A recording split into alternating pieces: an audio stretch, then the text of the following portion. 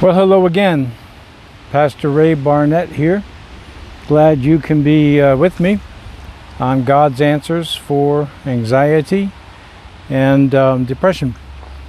As always, I want to wish everyone a good morning, a good afternoon, or a good evening, depending on what time you're watching this broadcast. I want to first of all start out by saying that I'm very encouraged by the amount of people that are writing to me saying that these broadcasts are really helping. Some of them, helping them. Some are stating it in the comments, some by private message, emails, and so forth. And it is encouraging to me, with the commitment that I've made to these teachings, to hear from you. So anyway, I just wanted to mention that it is encouraging to hear from you, and I'm glad that what I'm sharing with you is apparently helping out, and that obviously is the purpose of this channel, is to make sure that we are able to get these symptoms under control. It's amazing how many people are experiencing panic attacks, in one instance panic attacks for the very first time. And the descriptions that I've gotten from some of you pretty much tells the story of what it's like when the feeling of a panicky feeling comes over you. They're really hard to describe for those who are uninitiated, meaning they've never really had one, so that when you try to explain it to someone, they really don't have any idea or any clue what you're talking about. And that's how, we've covered this before, that's how you wind up with this feeling of being misunderstood, or not finding someone who just simply seems to, as we say, get it. It's also part of the reason why those who have chronic anxiety and depression are living lives of isolation in many cases. Now, we've discussed all of these things before, and I will remind you that on this broadcast you're going to hear a lot of repetition of certain fundamental principles, as well as certain elementary symptoms that go along with these cases. Your case: depression, anxiety, mental health disorders, panic attacks, and so on. A lot of repetition, because it's needed in order to drive the lesson home, so that it's really actually learned. I want to say it was the Romans, and I believe that I'm correct, in that they had a habit of, when they were reading something, of reading out loud. I know that it's a biblical principle. The word meditation actually means to murmur, but not murmur in the way that we think of it when people are disgruntled or upset, but rather that to murmur, the word meditate in Hebrew in particular, the Old Testament, means to kind of recite it softly under your breath. And I don't know that the Romans were exclusive in their reading texts out loud, but I do this myself when I'm reading something, especially if I want to memorize it. I pay close attention to what I'm looking at, and I pronounce it out loud. I read it out loud, try to articulate it out loud. Sometimes if I'm looking at a long word that I want to memorize, a new vocabulary word, and seems a bit complex, I'll just break it apart, and then I read slowly. Right? All this is just simply to say that repetition, along with saying things outwardly, is just a constant reminder. Well, more of a technique than a reminder. So your ears can hear, and your eyes can see, and you're using more senses. So I do appreciate your feedback, and I'm glad that these lessons are helping you, and it's good. It's encouraging. Now, today I just want to talk about life is not fair. And as you'll see, remember, I don't pick out anything that's not somehow connected to your symptoms. But life is not fair. Let me start with this example. You have panic attacks, plural, or even one. Try to explain it to someone who's never had the experience, never read up on it, just heard the word, they read it a few times maybe, and there's no communication there, right? Because they're very hard to describe to someone who has no experience with it personally or otherwise. And so in that case, at that moment, it just seems that life is not fair. If you, for instance, if you talk about cancer, people have kind of a reference point, even if they've not had cancer and they know somebody that has. If you talk about heart disease, diabetes, high blood pressure, there's so many things that you can talk about, and people, to use the expression, they seem to get it. But in your case, you try to explain ongoing panic and anxiety, and you get a blank stare. Or, as I've discussed with you before, you get advice that's really not all that helpful. And it's not so much the fault of the person, because some people are really truly trying to be sympathetic, trying to be empathetic, trying to understand, trying to advise you, trying to help you. But many times this advice is simply not helpful, and it's based on the fact that they don't understand. So life is not fair. Let me say it another way. A person with heart disease can speak to people, and they seem to kind of get a better idea of how to help you than when you explain anxiety and depression. And so why is this? And I could probably give you a few ideas of why, but it's not important. We end up not saying so much with words, and maybe not even saying so much in our thoughts, but life isn't fair. Now, you have no doubt heard the expression, no good deed will go unrewarded. Well, that's a hyperbolic expression. It's an exaggeration. But what it's trying to say is that, it seems as though people who are trying to do good, if they're not completely ignored, appreciation is very minimal. I can say this with a great amount of certainty. Remember, I have a lot of experience working with people. It seems that not just troubled people, you are troubled. I'm often troubled.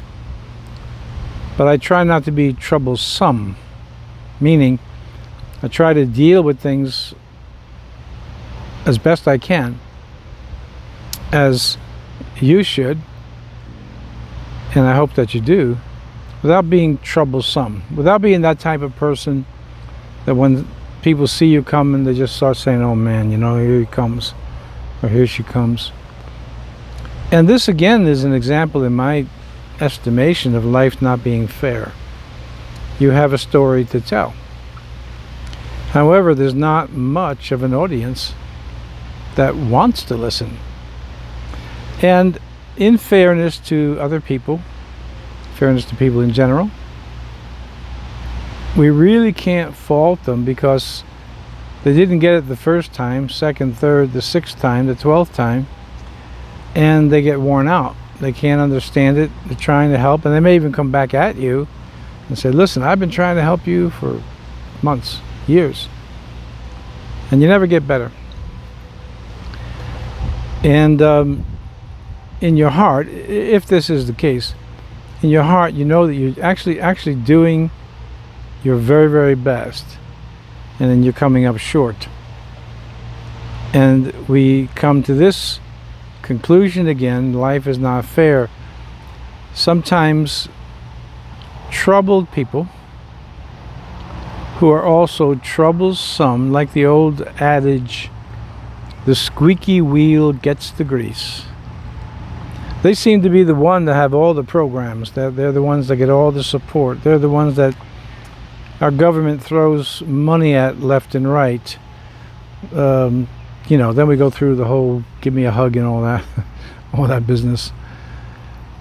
Whereas you, in your case, you try to get it together and stay quiet about it. And as we use the expression, you only are getting insults added to your injuries, because life is not fair.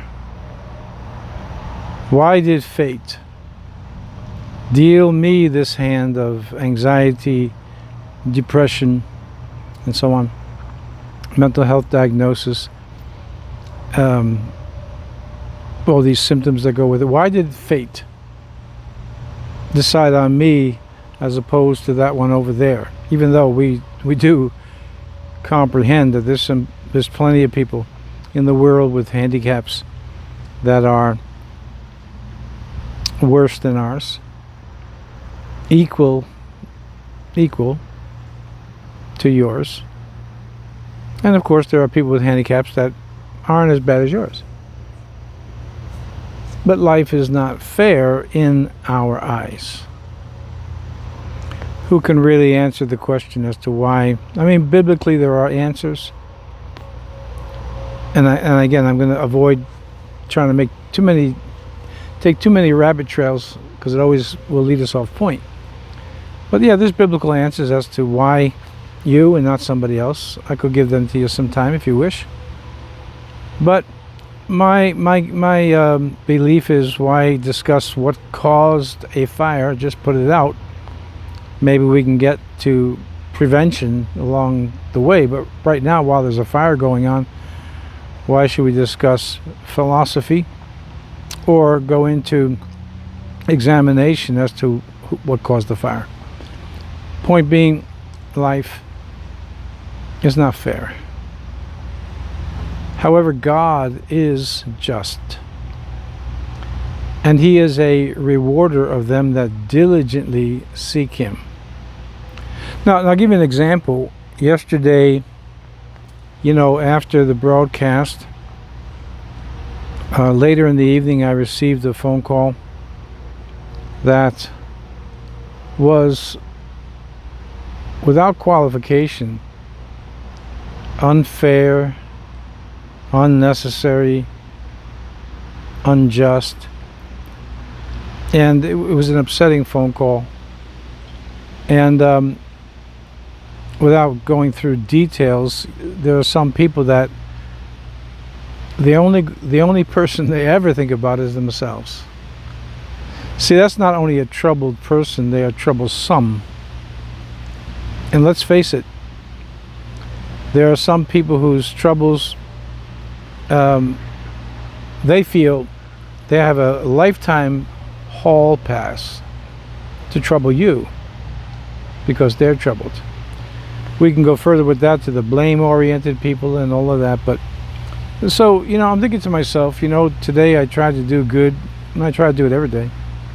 The person I'm talking to, I've always tried to do good by them, and then you get involved in a Or I wind up listening to a rant, an unjust rant. Why me? That's how I could look at it and say, well, why me? Later on the same day, this is yesterday, same day, I have this from time to time, as I guess all of us do on social media. Me, I'm a little bit of an easier target because of my designation, pastor, reverend, sometimes the letters behind my name, and particularly by atheists. And so this one person, whoever they are, goes off into a rant on me. I don't even know who it is. I don't even know who they are. And that came on top of the phone call. This morning, I went for a cardiac stress test. As most of you know, I'm a cardiac patient. And I had open heart surgery 12 years ago, and now I didn't do so well on the stress test.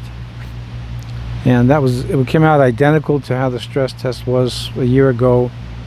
Yet, and this is the truth, I keep myself more strict in my diet, my exercise regimen, and other things than most people that I know. I think very few people could keep up the type of discipline that I keep up. So I could have walked away from the cardiologist because now they want to do more tests, and I don't know what the verdict is going to be. But, you know, I could sit there and say, why me? How come me? I play by the rules, try to play by the rules, and then I watch people, and I've dealt with people who almost never play by the rules, and the appearance, that's the key word here, and the appearance is that they always seem to come out fine, and people like you or me, we we don't always come out so fine. And that's because life is not fair. It's filled with sinful people. It's filled with sin, as you know, is the breaking of God's commandments, the breaking of God's principles, of His laws. That's what sin is. That's how it's defined. And we live in a fallen world. Our bodies have been tainted by the fall of man. Our thinking, people around us. So even when you are following the rules, doing what you're supposed to do, giving it 100%, you still find that you come up periodically, at least, with the short end of the stick. On social media, as an example, I've had people who I know. I mean, these are people that I've known for decades. Just target me for a rant, and they're not enemies either. They're friends. I guess that would bring into play the old adage that says, the old axiom that says, with friends like these, who needs enemies? But it happens. And it happens because life is not fair. With all of that said, I go on to something I have said a few times and concentrated on it yesterday. The unofficial motto, one of the unofficial mottos of the Marine Corps: improvise, adapt, and overcome. This is what you must do. And I just told you I have some issues of my own going on, but truthfully, they go on just about every day. And don't ever be tempted to think anybody, preachers, myself, someone like myself, don't have the same troubles that you do, because we do. The difference always will be this: who succumbs and who overcomes. That's the difference. Life is not fair, and it kind of deals a hand on, life is not fair, and it kind of deals a hand that most people, majority of people, don't want to play. But the wise people, they play the hand they're dealt with the view and the motivation to overcome. Others who are not wise, they look at the hand that they've been dealt and they complain, and they've forever drone about the situation, and again, why me, and why this, why did fate choose me, and everything always goes wrong. And believe me, I've had this actually said to me, well, you don't know what adversity is all about. And boy, I tell you, that's a hard one for me to swallow, because the truth of it is, almost my entire life has been somehow swallowed up in controversy or adversity just brought to my door. I don't go out looking for it. I am not one of those people who would meet you and just try to provoke you into an argument. I don't like it. I'm also one of those people who won't back away or back down from it either. So choice is this: overcome or succumb. The phrase I gave you some weeks ago now, a line in the movie Mutiny on the Bounty with Marlon Brando and Trevor Howard, that is supposed to be a saying of the Tahitians, but I've never found it in any research I've done. It doesn't matter, because it's a good saying. You eat life, or life eats you. That's it. In a sense, I think it simplifies the problem. Attack life, or let it keep attacking you. Panic, anxiety attacks, depression has already, and this is metaphoric, you understand, has already attacked you. Your response is either succumb to it, and I really hope that this is not the case with you, but just keep complaining about it, droning about it, telling everybody you meet, calling everybody up on the phone, repeating the story over and over and over again. And the more that you do that, the worse your symptoms get. It's an odd paradox. Or you can adapt and adopt a mindset of faith that says, I'm going to beat this. I will not give in to this. I will not give up. I will not surrender.